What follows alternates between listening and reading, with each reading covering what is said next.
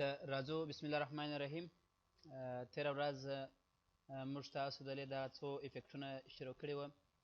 ډرپ شیډو یا سایه مو ویلی وو او کنټاور مو ویلی وو چې کنټاور د غزلو یا ازلاو ته څه ور تکرار ورکوي.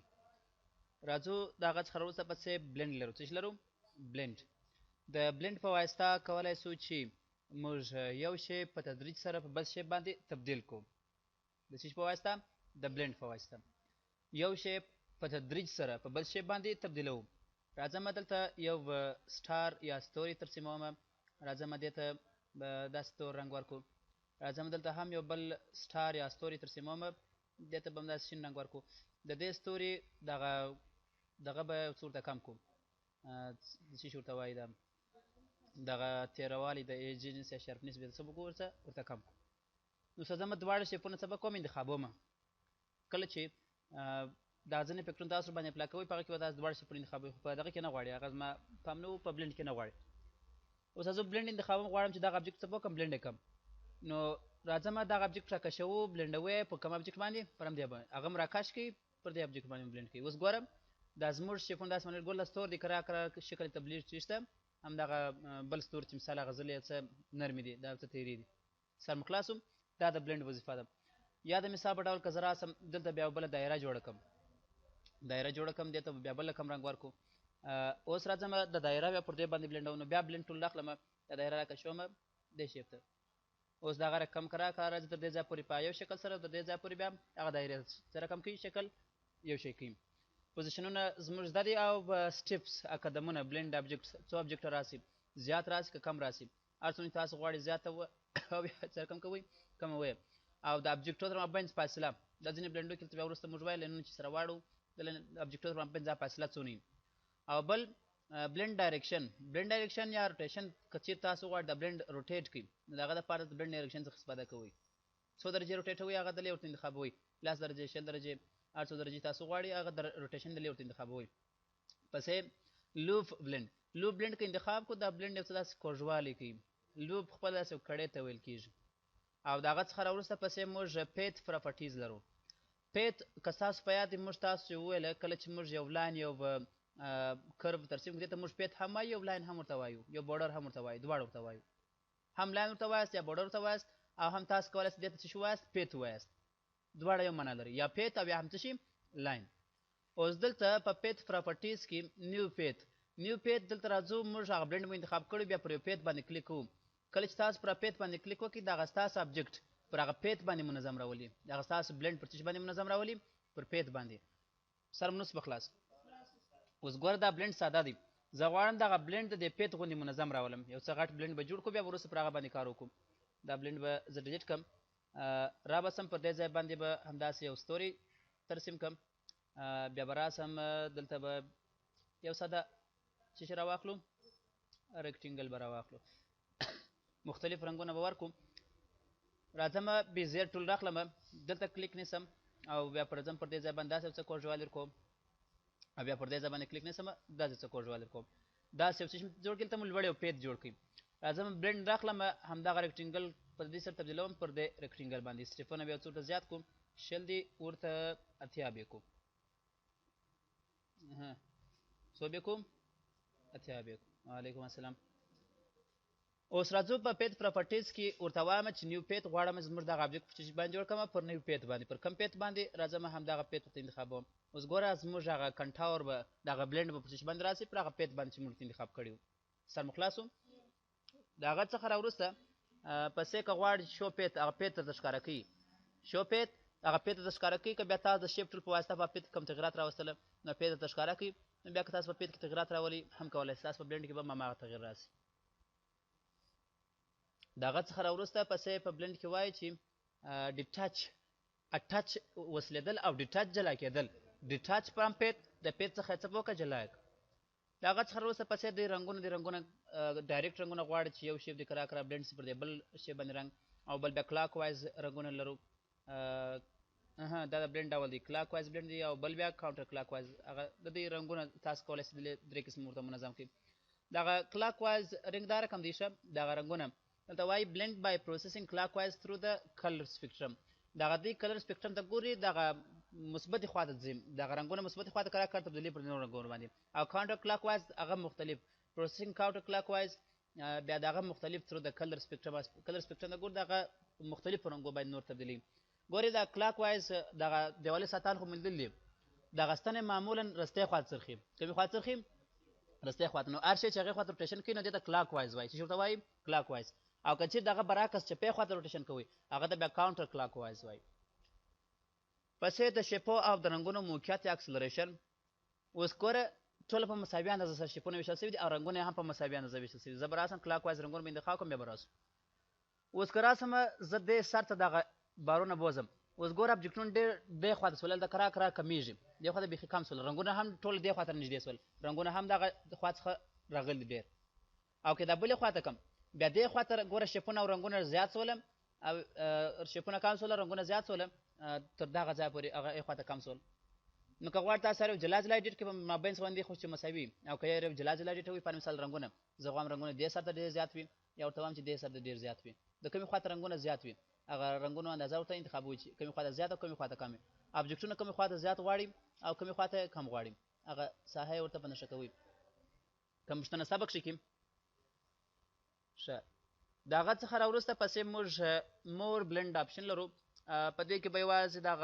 دغه ووایو مپ نټ به وایو سپلیټ به وایو فیوز سټارټ دا څه دغه کو یو څه پکښې ووایو ښه مپ نټ څه وایي نټ خو موږ پېژندلی وو چې یوې زاویې ته وایي چې څه وایي یوې زاویې ته وایي د دې دپاره به یو بل بلنډ جوړ کړو پر هغه باندې به کار وکړو ښه راځه مو دلته داسې یو رکټینګل جوړوم دې ته به تور رنګ ورکړو او بیا به راسو دلته به یو پولیګان جوړ کړو څه چې به جوړ کړو پولیګان یا ستوري به جوړ کړو هغه به پر همدې ځای باندې ترسیم کړم بیا راځم د بلنډ په واسطه دغه ستوري تبدیلوم پر څه شي باندې پر دې پولیګان باندې اوس تاسو ورته متوجه سئ ښه د دې پولیګان دغه رکټینګل دغه لاندې کونج د سټار د کم کونج سره وصل دی د همدغه د بغل د کونج سره ګورئ د پولیګان دغه لاندې کونج راغلی دی ګوره دغه کونج سره اټچ دی دغه رقم دغه لوړ کونج بیا راغلی دی د لوړ کونج سره ته وصل دی اوس دلته وایي چې مپ نټ په مپ نټ کې تاسو د دې رکټینګل یا دغه اول بلنډ ابجکټ یو نټ وصلوي د بل ابجکټ د یو نټ سره د کوم ابجکټ هغه دلې ورته په نښه کوئ نو دې دپاره راځو اول د واره چې تاسو مپ نټ باندې کلیک وکړئ اول د واره دغه اول شیپ زول انتخابوي پر مثال زه ورته وایم چې د ستوري دغه لوړ کونج دی د دغه رکټینګل د لاندې کونج سره وصل شي اوس ګورئ د شیپ هغه لوړ کونج دغه رقم روټیشن کوي او راځي کرار د دغه رکټینګل دغه لاندې کونج سره وصل کیږي سر په خلاصو بیا راځم ورته وایم چې مف نټ کې ورته وایم چې دغه رکټینګل لوړ کونج دی اوس خو د دې کونج سره وصل دی زه ورته وایم د رکټینګل دغه کونج دی راسي د سټار دغه کونج د رکټینګل د دې کونج سره وصل شي اوس ګورم دا کونج مخکې د لاندې کونج سره و او اوس د لوړ کونج سره وصل شي کوم پوښتنه خو سبق شي کې پسې سپلیټ لرو سپلیټ په واسطه بیا کولی سو خپل همدغه کمپلینټ چې موږ جوړ کړی دا پر دوو برخو باندې وویشو یا جلا یې کړو سپلیټ معنا جلا کول نو اوس کله چې سپلیټ راواخلو بیا پر هغه شی باندې کلیک کوئ متوجه سئ سپلیټ وایو ښه ګورې سپلیټ داسې وایي سپلیټ معنا جلا کول سپلیټ که تاسو غواړئ دغه بلنډ په مابینځ کې پر یو ساحه باندې څه وکړئ جلا یې کړئ ویویشي پر مثال زه دغه بلنډ راخلم دغه شی باندې مې کلیک وکړئ اوس دغه شیپ چې دی پر دغه شیپ باندې بلنډ مات سو سپلیټ سو اوس ګورم دغه شیپ دغه بلنډ پر کوم ځای باندې مات کړئ پر همدې ځای باندې مات کړئ دا چې وظیفه وه د سپلیټ وظیفه وه سپلیټ په واسطه تاسو کولی شئ چې تاسو دغه شیپ څه وکړئ دغه بلنډ پر یو خاص ساحه باندې مات کړئ یا پر هغه ځای باندې کټ کوئ سر په خلاصو بل فیوز سټارټ لرو فیوز سټارټ څه وایي اوس ګورئ دلته موږ د دغه بلنډ شروع د دغه شیپ څخه شوې ده د کوم شیپ څخه شوې ده د همدې شیپ څخه او ختم یې پر دې شیپ باندې زه غواړم چې د دې هغه سټارټ د دې شیپ څخه واړم بل شیپ ته نو کوم شیپ ته اړوي په مثال زه راځم داسې یو دایره جوړوم زه غواړم سټارټ یې د دغه دایرې څخه شي د کوم ځای څخه شي د دغه دایرې څخه نو راځو دلې دغه یو انتخابوم دلې ورته وایم فیوز سټارټ د سټارټ یې څه وکړه فیوز یې که یې واړو څه یې په وکړه رابس یو وارې بیا فیوز سټارټ فکر کوم غلط شوي هغه دغه دی هغه دغه دی ښه هغه موږ خطا وتلي یو فیوز سټارټ جلا وظیفه اجرا کوي دلته موږ نیو سټارټ لرو او شو سټارټ لرو چې دغه په واسطه موږ کولی د سټارټ څه وکړو تغیر کړو دغه ته به راسو اوس ګورئ دلته د دې سټارټ د کوم شیپ څخه سوی د دغه شیپ څخه سوی زه ورته وایم چې نیو سټارټ زه نوی شروع کوم د کوم شیپ څخه همدغه شیپ د دې شیپ څخه به دی سټارټ کړي نه سټارټ یې موږ ته میسج ښکاره کوي دا میسج په څه خاطر ښکاره کوي ځکه دلته ګورئ چې دا سټارټ شیپ چې موږ اخلو هغه باید دې شیپ څخه لاندې باید سره کم وي د دې شیپ څخه لاندې دغه شیپ خو نو اوس دغه دایره چې موږ ته د دې شیپ څخه لوړه ده نو په دې خاطر دغه څخه نه شروع کوي اوس ګوره دغه ریکټنګل چې بیا و هغه بیا لاندې دغه څخه شروع کړم نو تاسو د هر شیپ ته اړوئ هغه شیپ باندې به راسته کلیک کوئ نو په order کې به راځئ ټو بیک اپ پیج صفحې بیکګراوند ته بیا وارې بیا یاست هغه بیا تاسو کولی شئ پر هغه باندې څه اپلای کړئ نیو سټارټ اپلای کړئ نیو سټارټ ته وایم چې د دې ځای شروع زه ورته وایم چې یا د دې ځای څخه شروع شي اوس ګوره دې ځای څخه شروع شو کرا پر دې ځای باندې تبدیل شو او بل شو سټارټ هغه سټارټ یې موږ ته ښیي چې د کوم ځای څخه دی سټارټ شوی دی هغه شیپ وایي دغه دی کوم ځای څخه دی شروع شوی دی شو سټارټ هغه سټارټ شیپ راته ښیي بل بیا وایي چې نیو اینډ اوس ګورئ دغه زموږ بلینډ چې دی پر دغه سټار باندې اینډ شوی دی زه ورته وایم دی د اینډ پر دې سټار باندې نو د هغه دپاره ورته وایم چې نیو اینډ نوی اینډ ورته وسه په کوم شی باندې پر دې شی باندې مخکې پر دې باندې اینډ و اوس مو اینډ کړي په همدې شیپ ته سر مو خلاص او شو اینډ موږ ته هغه اینډ ښکاره کوي چې کوم شی باندې ختم شوی دی پر دې شی باندې دی ختم دی د هغه څخه راوروسته پسې په بلینډ کې دلته موږ کاپي لرو او چش لرو کلیر لرو کاپي خو مو زده دی زه دوه نور ابجکټونه جوړوم یو داسې ریکټنګل هغه ته به داسې رنګ ورکو او بل یو ریکټنګل جوړوم هغه ته به هم داسې یو رنګ ورکو بیا راځم د دې ریکټنګل پولیګان به درسم کوم دې پر ځای باندې به چې درسم کوم پولیګان یو پولیګان راخلم پر دې ځای باندې ترسموم ایجونه به ورته کم کو درې به کو څو به کوم درې یو مثلث لرم یو چش لرم مربع زه غواړم دې ته هم همدا رقم بلینډ ورکم لکه ما چې دغه ابجکټ کړی دي نو دلته وایي چې کاپي بلینډ پراپرټیز د دې د بلینډ پراپرټیز څه په وکړه کاپي کړه نو زه راځم دې دواړه انتخابوم بلینډ ته راځم اوس دې بلینډ لریم نو دې دواړه ما انتخاب کړي دي زه ورته وایم چې کاپي بلینډ پراپرټیز زه غواړم د نور بل بلینډ څخه پراپرټیز کاپي وکړم د کوم بلینډ څخه د دغه بلینډ څخه ګور د هغه بلینډ څخه هغه کوم پراپرټیز چې هغه درلودل هغه بلینډ هغه پراپرټیز به ځینې کاپي کړي هغه اتیا نه سټیپونه درلود دی هم څو سټیپه لري اتیا کاونټر کلاک وایز او کلاک وایز هر کوم رنګونه چې درلوده په هماغه شکل سره به دې هم هماغه رنګونه واخلي او که غواړئ چې کلیر یې کړئ نو د هغه دپاره بیا راځئ چې څخه استفاده کوئ د کلیر څخه استفاده کوئ رابسو دغه دوه نور کمانډونه پاتې سوله فیوز سټارټ فیوز اینډ پر همدې باندې به خبرې وکړو ښه راځو فیوز سټارټ ګورئ سپلیټ خو موږ ویلی وو یو وارې به زه دغه پیج څخه ډیټاچ کړم جلا به کړم پیج به ځینې ډیلیټ کړم فیوز موږ په دې پیج کې څه استفاده ځینې کولی سو یو سپلیټ موږ لرو سپلیټ که چېرې موږ انتخاب کړو خو دا زموږ کوم دغه چې موږ جوړ کړی دی سپلیټ جوړ کړی دغه بلینډ جوړ کړی هغه په مابین باندې څه به کوي ټوټه کوي اوس دلته ګورئ د دې ځای څخه د دې ځای پورې یو بلینډ دی او د دې ځای څخه د دې ځای پورې بل بلینډ دی د دغه بلینډ ګورئ دلته ختم دی او پر دې ځای باندې څه دی شروع ده او دې بلینډ پر دې ځای باندې شروع ده پر دې ځای باندې ختم دی اوس دلته داسې وایي چې فیوز سټارټ دغه شیپ چې په کوم ځای باندې مثلا بل بلینډ سره شروع کیږي هغه ځنې څه کړه دی مکمل یو سټارټ جوړ کړه چې جوړ کړم یو سټارټ جوړ کړم او دا بل بیا دی بیا وایي چې فیوز اینډ پر کوم ځای چې دی ختمیږي د دغه ځای څخه تر سټارټه پورې دی یو څه به وکړه بلینډ جوړ کړه دا کوم که تاسو درې څلور پنځه هر څو بلینډ جوړ کړي وي کله تاسو فیوز سټارټ یا فیوز اینډ ورباندې انتخاب کړئ دی مکمل که هر ځای سپلیټ شوی وي هغه سپلیټ یې ایسته کوي یو بلینډ ځینې جوړوي هغه که درې وه که څلور وه که پنځه وه هر څو چې وه بل بیا وایي چې بلینډ الانګ پل فیت زه راځم همدغه یو بلینډ راخلم دغه اینډ به پله انتخاب کو شو اینډ دا اینډ سو او سټارټ به انتخاب سټارټ یې کم یو دی شو سټارټ یو څه به ورسره نږدې کړم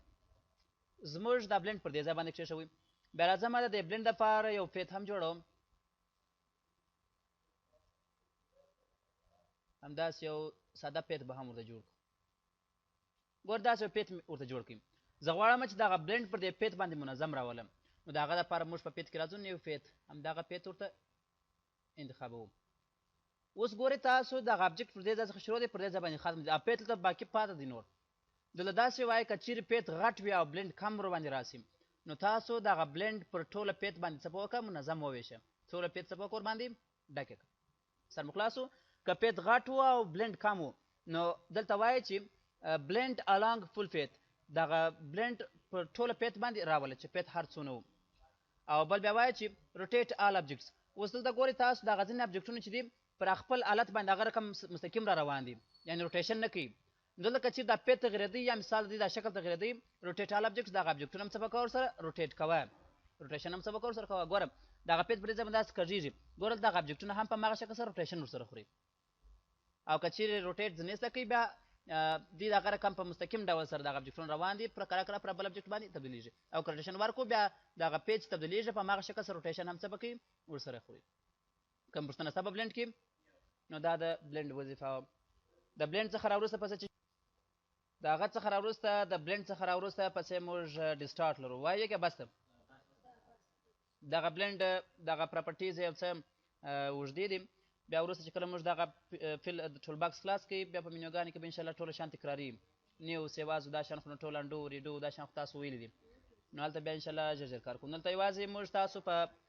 دغه کې په ټول باکس کې یو ډسټارټ انولوف دا څه شیان پاتې دي او دا فل او آوټلاین پراپرټیز پاتې دي نور بل داسې کوم خاص شی نشته په کې ټول باکس مو انشاءالله خلاص نن دپاره نو همدومره بس